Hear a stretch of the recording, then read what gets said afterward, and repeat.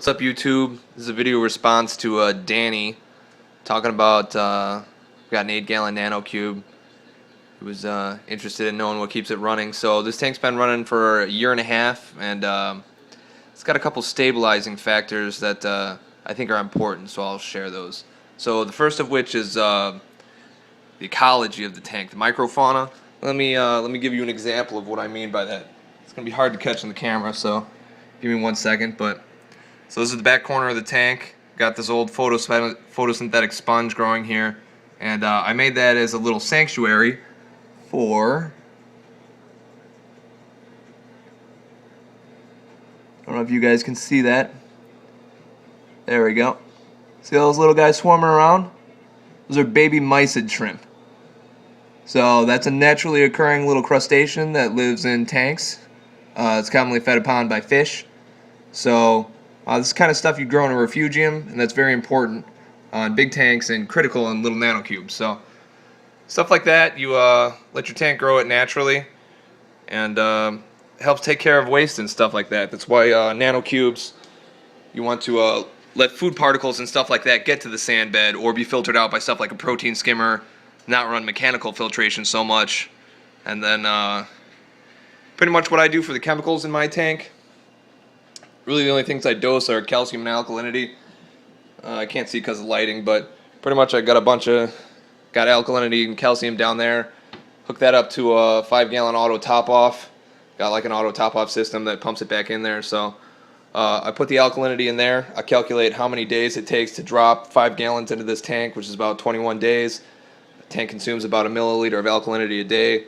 So I put 25 milliliters of alkalinity solution into that tank, and when it pumps it in, pretty much keeps my alkalinity pretty constant, which helps with pH. Get pretty good SPS growth.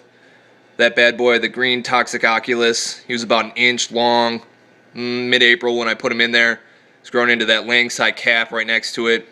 It's a red planet, Hawkins echinata, red dragon, blue tenuis, rainbow monty, sunset monty, pink polyp cap, orange digi, tricolor valida, forest fire, or not a forest fire, red millie, a couple tenuis, stuff like that.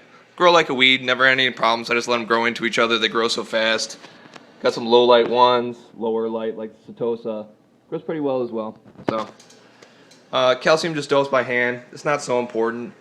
Also, Danny, on your tank, you've got those AI hydras. So see under the back, I got these ecozotic LEDs. Now highlight, you really won't get too much coralline algae growth, so don't expect that, especially because you have that virgin rock.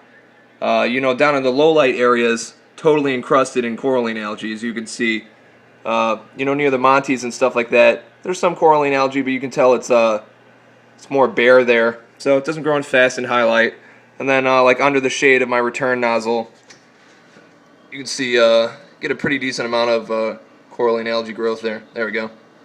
So stuff like that, really you're looking at about 6 months for coralline algae growth.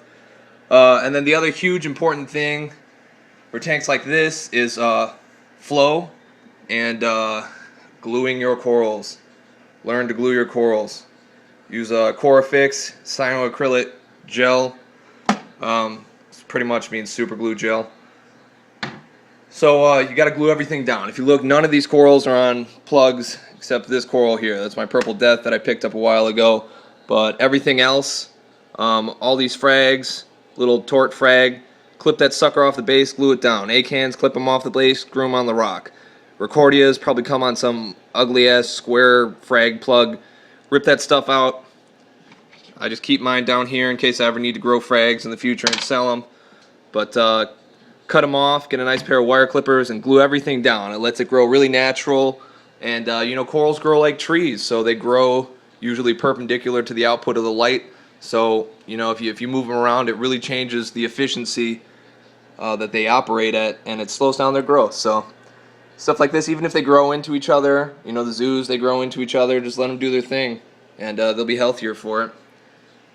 And that's about it. Adios.